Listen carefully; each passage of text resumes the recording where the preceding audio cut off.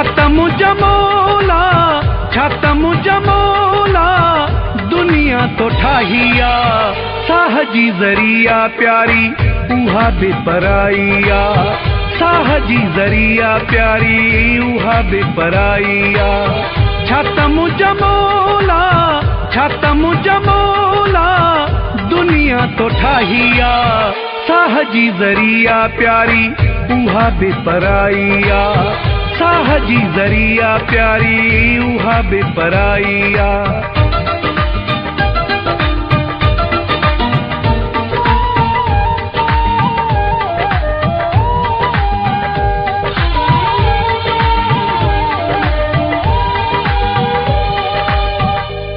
दर्द में आसाह फाथल रोई रोई थियो आहियां पागल कदम कदम ते जिंदगी खे आज़मायो आ खुशियूं घटि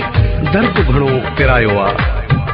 दुश्मन त बेमयार थिया अकबर शेख पर मूंसां मुंहिंजे प्यारनि दोस्तनि बि न रहायो आ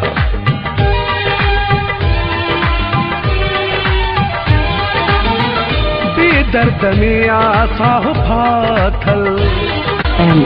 रोई रोई थियो आहियां पागल ॾिनी बेवफा खे तो हुस्न ते वॾाइया साह जी ज़रिया प्यारी उहा बेपराइया साह जी ज़रिया प्यारी उहा बेपराइया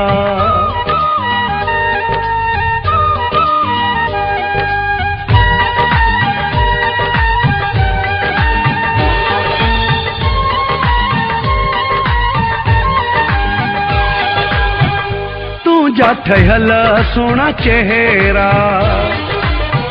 दिल खे ॾियनि था घाव गहरा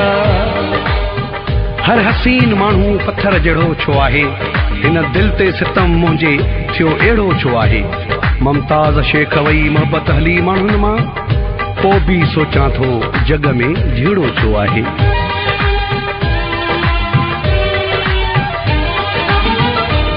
जा ठहियल सोना चेहरा दिल खे ॾियनि था घाव गहरा अक्सर उन्हनि में छो केॾी बेवफाइया साह जी ज़रिया प्यारी उहा बेपराइया साह जी ज़रिया प्यारी उहा बेपराइया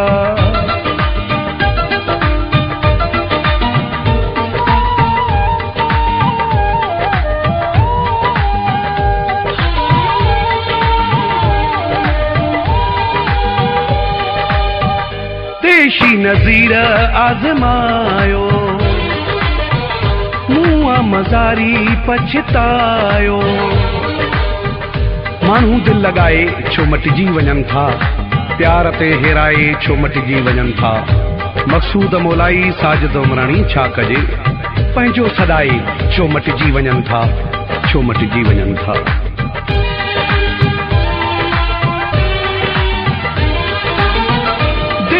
नज़ीर आज़मायो मुआ मज़ारी पछतायो इश्को न आहे सोलो दिल लगी तबाहिया साह जी ज़रिया प्यारी उहा बेपराइया साह जी ज़रिया प्यारी उहा बेपराइया छातम जमोला दुनिया तो ठाहिया साह जी ज़रिया प्यारी उहा बेपराइया